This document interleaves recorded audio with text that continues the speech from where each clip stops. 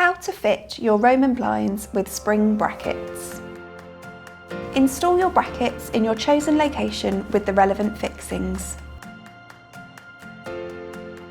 Peel the Velcro from the top of your Roman blind to install the headrail into the bracket.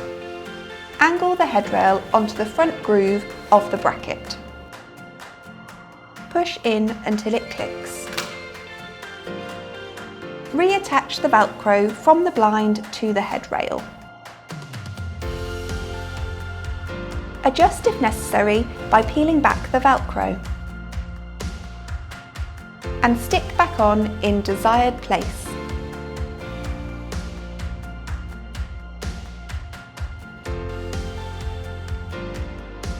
To remove the headrail from the bracket, push the headrail to the wall